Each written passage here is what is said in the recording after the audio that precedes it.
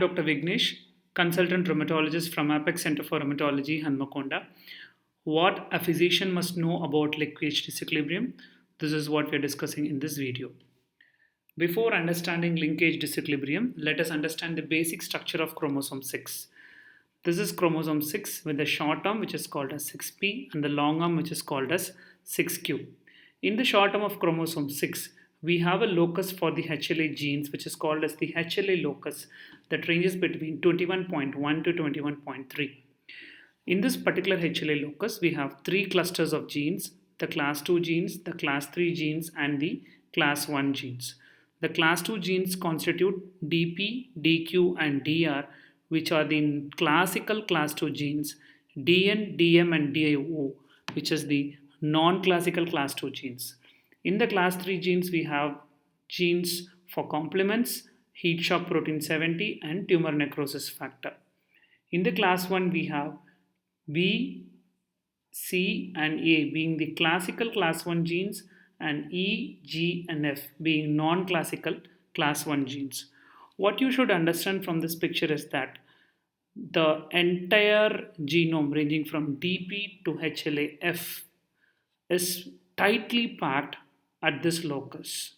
Okay, there is high chances that each of the alleles that are present in class 2, each of the alleles present in class 1 and each of the alleles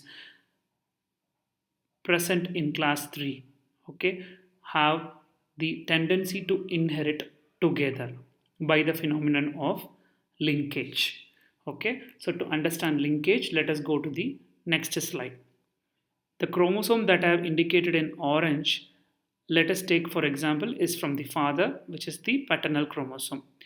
Just prior to the crossover, the paternal chromosome duplicates like this to have two chromatids. So these are the sister chromatids of this chromosome. Okay, now let us take the other chromosome which is green in color. Again is a duplicated homologous chromosome where you have derived it from the mother, that is the maternal chromosome. Okay, the paternal chromosome is having dominant alleles capital A and capital B at two different loci, and these two loci are present far apart.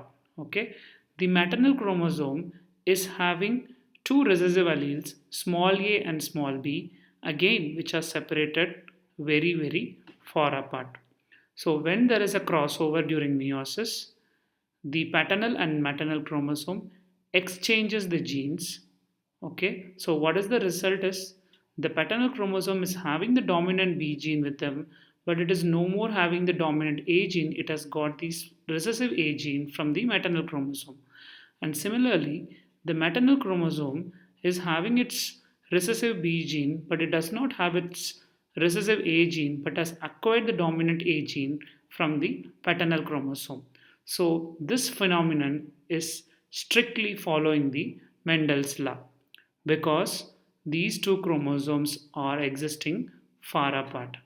Okay, now what happens here when these two genes are present very close to each other, just like the HLA DQ and the HLA DQ and the HLA DR present very close to each other. So when they are present close to each other, similarly when the crossover happens, there is high chances that because they are close to each other, the chances of recombination that is occurring between the A and B gene is very less, and they are more prone to be inherited together. Okay, so after crossover, the paternal chromosome will retain the dominant allele genes A and B, and the maternal chromosome will retain the recessive alleles which is small a and small b. Okay, this is an exception to the Mendel's law, and this is a deviation from this Mendel's law. So the tendency of two groups of genes, say for example DQ and DR, on the same chromosome to be inherited together. So this phenomenon is called as linkage. Okay, when two genes inherit together because they are closer to each other, this phenomenon is called as linkage. Now this linkage has to follow an equilibrium as guided by Hardy-Weinberger's law of equilibrium. So according to the equilibrium, okay, the probability of this gene capital A, for example, the HLA-DRB1, suppose it is 15.6%, and the probability of this particular dominant B gene present, that is, the probability of HLA-DQB1070 is 21.9%, the actual probability of these two genes present on the same chromosome is obtained by the formula 2AB. That is, you multiply these two, and what you get as resultant is 3.4%. Okay, 3.4% is the probability of these two genes on the same chromosome to inherit together. But the real fact is the HLA-DRB10901 and HLA-DQB10701 inherit together with the probability of, not the probability, the real fact of 11.3%. So the real fact has exceeded the actual probability, correct?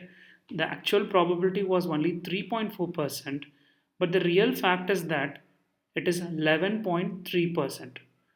So this linkage principle has deviated the Hardy-Weinberg equilibrium, and this phenomenon is called as linkage disequilibrium. That is, still they are inheriting together. Okay, they are not, they are close together, so they are getting inherited together, no wrong in it, but it is not following the normal laws of linkage. That is, the product of these two should result in a probability which is very less, but the real fact is it is very commonly found. So this deviation of inheritance at linked loci is called as linkage disequilibrium. Okay, and this is the reason why you have a specific haplotype inheriting together with a higher percentage than the expected frequency of these alleles getting inherited together. Okay, if you like this video, please like the video and share the video. Comment your valuable comments in the YouTube comment box, and if you have not subscribed to this channel, kindly subscribe the channel and click the bell icon for further notification. It's bye for now. Have a nice day.